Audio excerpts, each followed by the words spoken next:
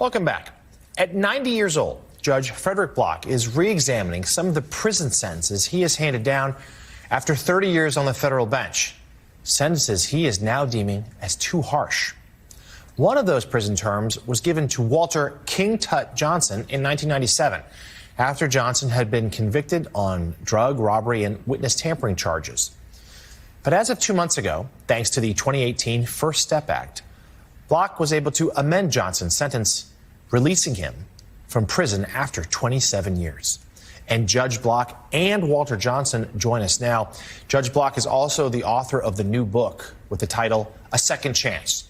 A federal judge decides who deserves it. Thank you, gentlemen, both for being here.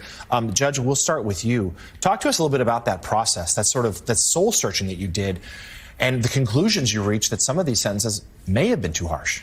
Well, the First Step Act, which was enacted in 2018, changed the sentencing landscape in the United States of America for federal court judges.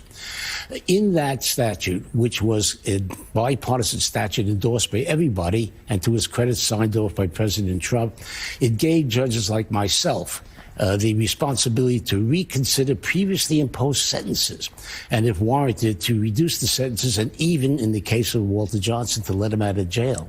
I sentenced him to 5 lifetime terms of imprisonment. He was supposed to die in jail 28 years ago.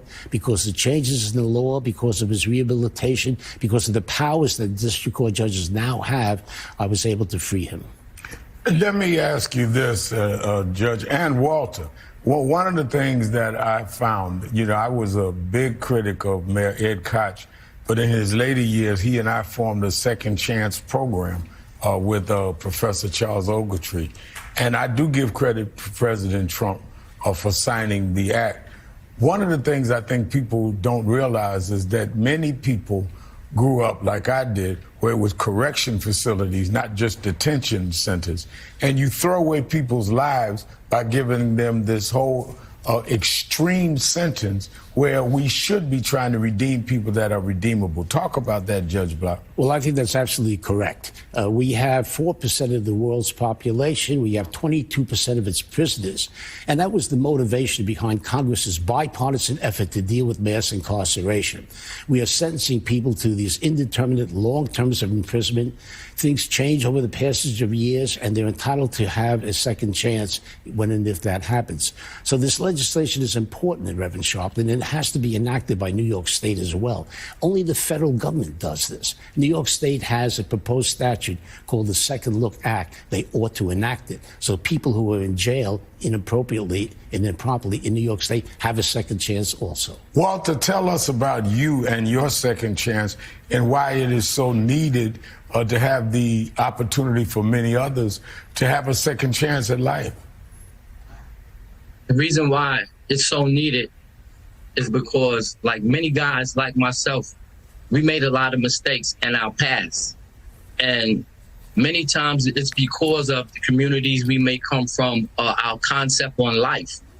But as we get older and recognize our wrongs, we start to better ourselves. And as we begin to better ourselves and change, it's only right that you recognize the fact that we are working on ourselves and we are trying to become better human beings, and that we're no longer a threat to society or the threat that we once were. Judge Block, do you have a sense of what is holding this legislation from being passed? What's holding it back? My guess is that it's a political dynamic. I think that the leadership, is concerned about being criticized that they're soft on crime. There's a lot of sensitivity in New York State with the bail reform situation we have, and they're gun shy. And they ought not to be. I mean, it's the right thing to do, and they have to really belly up to the bar. I hope this legislative session will finally enact that statute.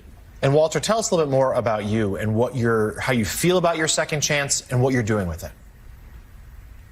I feel great about the second chance. I'm ecstatic. Now that I'm home, I get the opportunity to speak to the youth.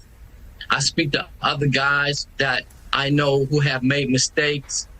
I have a wife who speaks to the girls. I've developed a non-profit organization, Champions for Change, And we just want people to know that if you're a human being, you can change. You can better yourself. You know, I want guys and girls who have made mistakes to understand the fact that they are not the mistakes that they've made. And all they have to do is participate in the process of life to become better individuals.